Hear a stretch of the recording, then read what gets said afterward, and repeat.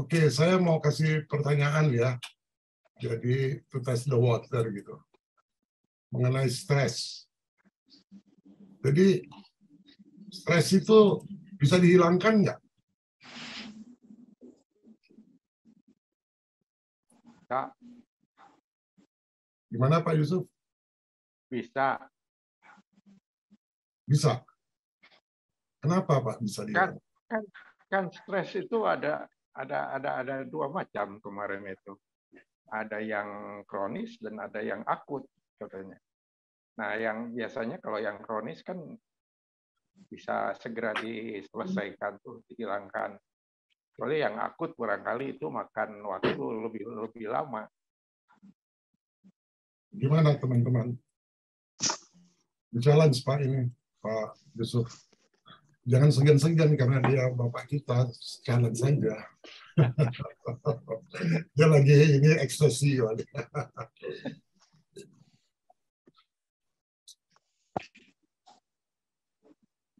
Pak Yusuf tanya dong, kalau misalnya stres itu, maksudnya Bapak itu bisa dihilangkan atau baik jika dihilangkan?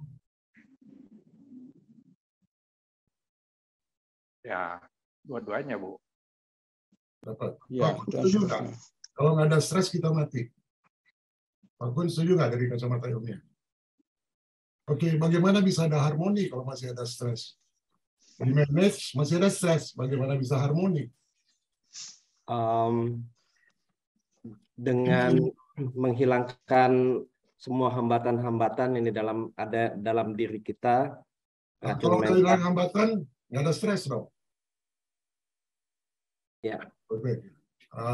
Saya ingat ya, saya masih kecil ya, tahun 60-an, mungkin Pak Yusuf bisa bantu. Waktu itu tidak ada istilah kolesterol, tidak ada istilah stres, betul nggak Pak? Saya nggak pernah dengar tuh orang tua bilang saya stres gitu. Ya, ya, betul. Istilah stres kan invention baru tuh. Begitu invention itu ditanamkan di benak kita, oh kita begini stres, semua stres. Pekerjaan jadi stres.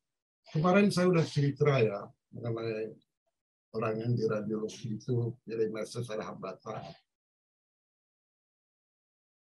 Kalau nggak ada hambatan kan lebih bagus. Yang kita kirim brainwave-nya kan bisa optimal.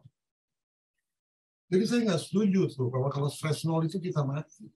Inilah satu bentuk pengkondisian dari dokter spin namanya. Spin dokter. Pernah dengar spin dokter? Ibu Rini bisa jelasin apa spin dokter? Saya belum pernah dengar Pak Richard. Maksudnya saya pernah dengar namanya, tapi saya nggak pernah. Dokter spin yang membuat itu penyanyi, tahu saya tanya penyanyi. Itu dokter spin yang bikin pikiran kita spinning terus. Muncul stres. Itu didesain. Waktu kita kecil umur 5 tahun ada stres nggak? Nggak ada. So, jadi apa yang menentukan stres itu? Makanya mungkin juga saya bisa tambahkan ya bahwa produktivitas kita itu bukan di bawah stres gitu. Justru kalau kita santai tetapi kita berpikir dengan baik gitu, di situ datang productivity. Ya, setuju saya Pak. Jadi gini ya, saya kan janji tuh bikin program. Program itu akan sulit sekali kalau stres kita masih 0,1, stres kita harus 0. Nanti saya kasih tahu caranya gimana. Bikin 0. Menarik nggak kalau udah nggak ada stres dalam hidup? Jadi boleh nggak saya menyimpulkan bahwa stres itu sebetulnya mindset kita menghadapi suatu masalah? Ya, Grace, cara berpikir ya. Kalau you lihat ya. Respon kita ya? Ya, bukan respon. Apa dong? Cara berpikir. Ya, mindset. Kalau you lihat panduan buku saya nggak pernah bilang pikiran tuh. Saya selalu bilang pemikiran. Selalu saya bilangnya pemikiran. Pemikiran. Bukan pikiran. Pemikiran. Jadi inilah yang membuat hasil berpikir ya. Nanti kita diskusi ke sana ya.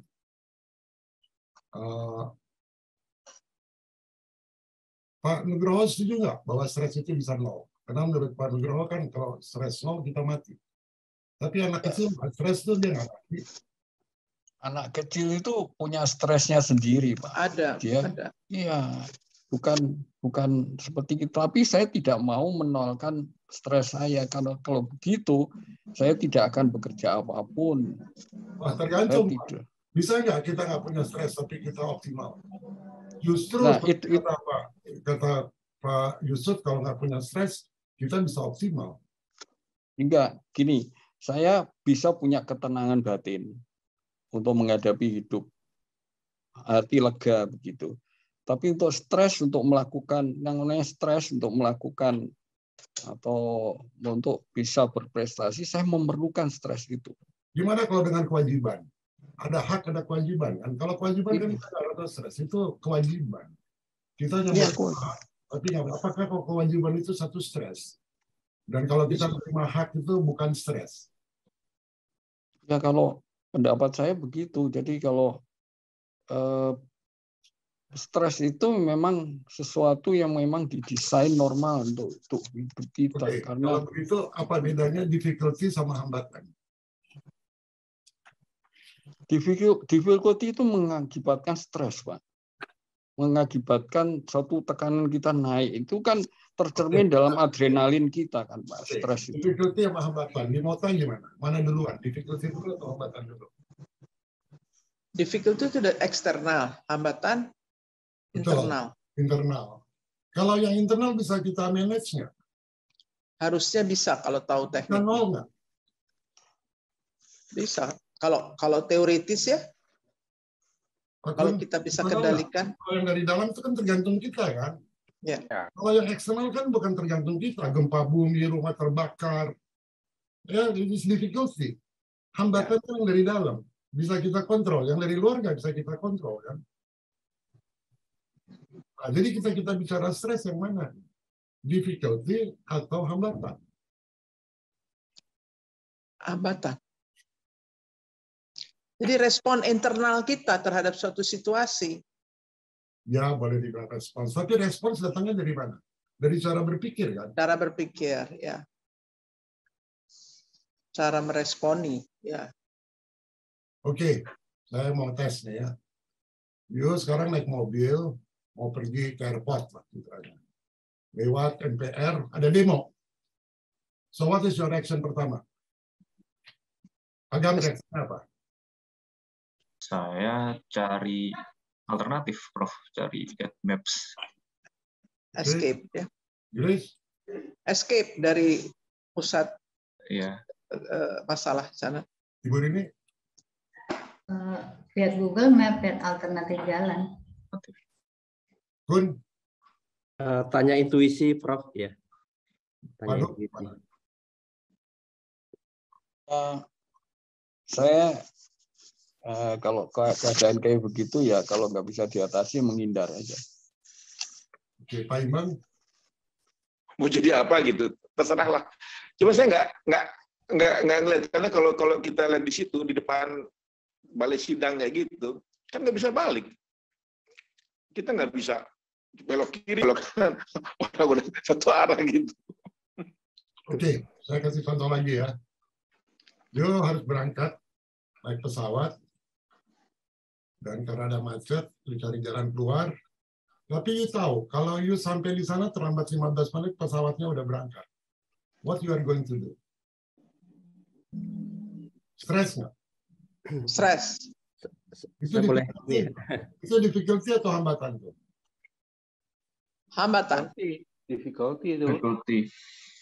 Bisa dua-duanya kan? Ada difficulty atau kita marah, kita stres. Dua-duanya. Saya boleh respon ya?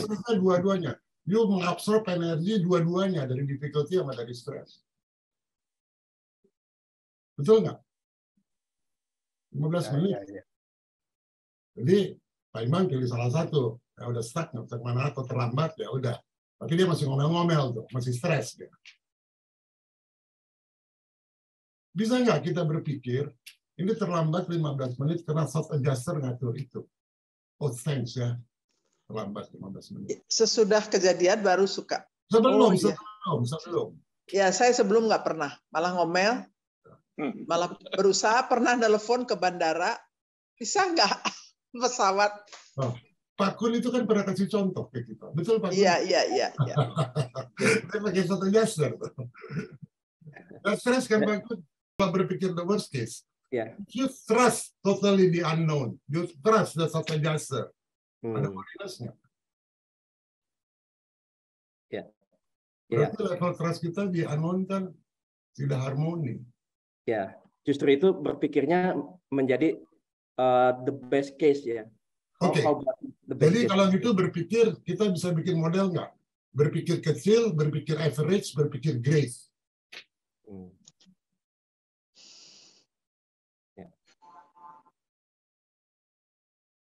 Orang kalau berpikir kecil, kalau ada demo, biasanya ini ya tipikal.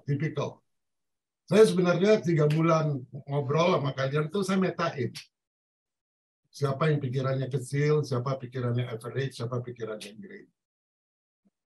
Kelihatan. Kalau orang yang pikirannya kecil, dia biasanya kalau ada demo dia nanya, siapa sih yang demo? Kenapa sih? Nggak bisa diselesaikan dengan cara lain. Kata kuncinya who. Dan biasanya suka gosip orang-orang begitu. Lihat berita-berita di news, di sosial media yang nggak penting. Setuju nggak? Ya. You wasting time watching that. Discussing that, watching them. Nah, itu pikiran kecil gitu. Kayak pembantu rumah tangga saya tuh, dia selalu dengan TikTok, Citra, gosip si artis ini, artis itu, artis ini, artis itu. Pikiran-pikiran kecil tuh. Kita kan di sini berpikir pikiran-pikiran besar, betul nggak? Ya. Jadi kalau pikiran kita kecil, ya kita stres. Nah, orang yang pikirannya average, misalnya kalau ada demo, dia tanya, kenapa macet? Sampai mana macetnya? Ada apa? Nah, orang yang great biasanya dia berpikir sampai jam berapa? Demonya sampai jam berapa? Ada jalan lain nggak untuk menerobos? Mengapa saya harus nerobos? Bagaimana harus nerobos? Itu tuh berpikir great. Jadi kemarin waktu saya bicara soal brainwave, kan saya baru datang tuh, baru 2 menit datang hanya lihat pembicaraan terakhir soal tembus langit. Kita bisa, kalau kita berpikir great, kita bisa lihat permasalahan dengan cepat. Ini otokritik ya, otokritik. Jadi nggak perlu tuh diskusikan yang nggak penting-penting tuh nggak perlu didiskusikan. Ya kita suka basa-basi apa kabar, oke lah. Tapi if you take 30 minutes untuk basa-basi, nah itu pikiran kecil, sopan santun gitu. Ya. Kita kan ini berpikir ya. Lalu dibilang nggak sopan. Yang nggak bersopan itu adalah bahasa tubuh. Tubuh itu harus sopan. Tapi kalau pikiran nggak perlu sopan. Karena kita mau menguji satu tesis. Nggak ada basa-basi. Menguji pikiran. Setuju nggak kita di sini? Kayak kita dengan Urantia Book. Jangan ada kecenderungan baca Urantia Book, oh ini dari Tuhan, harus kita uji, kita challenge. Tuhan pun harus kita challenge. Saya men-challenge Tuhan 30 tahun. Coba you lihat ya yang saya tulis itu.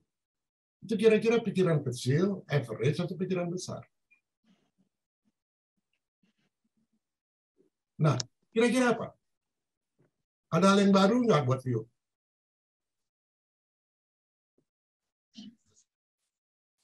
Berarti cara berpikir kan. Nah, banyak sekali orang nggak tahu cara berpikir. Ini penting banget.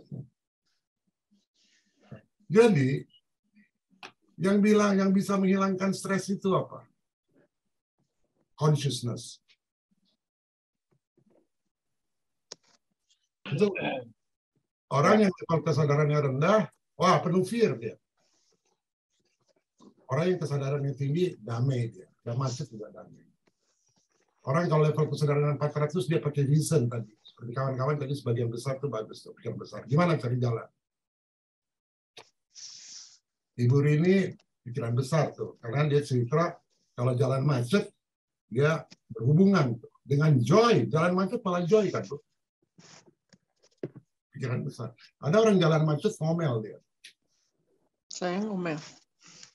Tukang ngomel. Ini I'm not pointing the finger ya. Jadi cara berpikir kita itu menyebabkan kita menentukan level consciousness kita. Betul nggak? Coba di challenge. Cara berpikir ya, cara berpikir. Nanti saya ada berapa jenis berpikir, cara berpikir. Oke, kita menerjemahkan mind itu di Urantia itu batin, ya. Sometimes pikiran, betul nggak? Mind itu kan apa? Terjemahannya sebenarnya apa tuh? Pikiran, pemikiran, apa? Mind itu apa? Infinite mind spirit. Mind itu apa? Atau akashic record lah yang ada mind. Apa tuh? Saya pernah kasihkan definisi. Nanti kita bicara akashic. Di mana semua pikiran yang udah ada di masa lalu dan yang akan ada di masa depan semua ada di situ.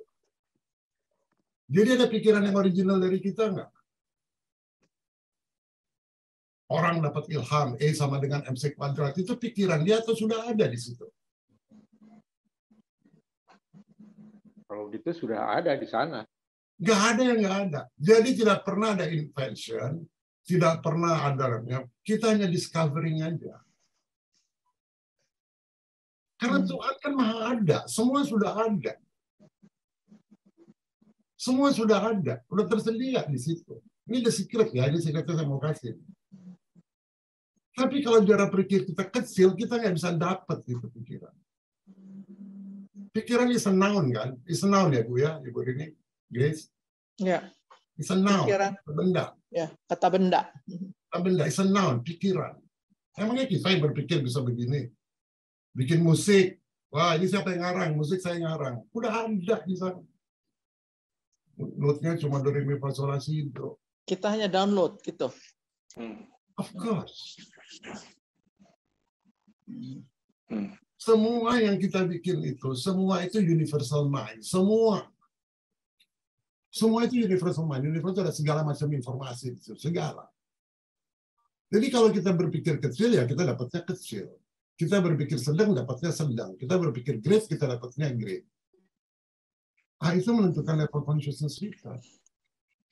Kalau kita berpikirnya great ada stresnya. Ada lagi stres kalau berpikirnya besar. Difficulty bisa buat kita stres nggak kalau gitu? Enggak dong Pak. Enggak juga. Bisa enggak, tapi umumnya kan iya, bikin Ya, stres. itu cara berpikir. So you have to think great. Always think great.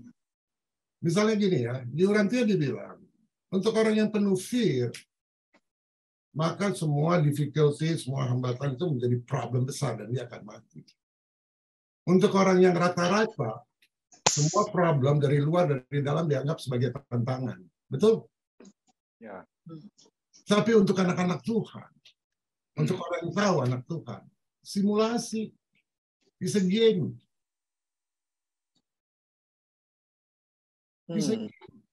Itu ada di Urantia. It's not my word. Ingat ya Pak Nugroho kan ada kan, kita udah diskusikan itu. Bahwa kalau di sini nggak ada, dia bilang. Dianggap tantangan pun enggak. Simulasi supaya I can increase my quality. Saya stop dulu sampai situ. Silakan diskusi. Salah atau enggak?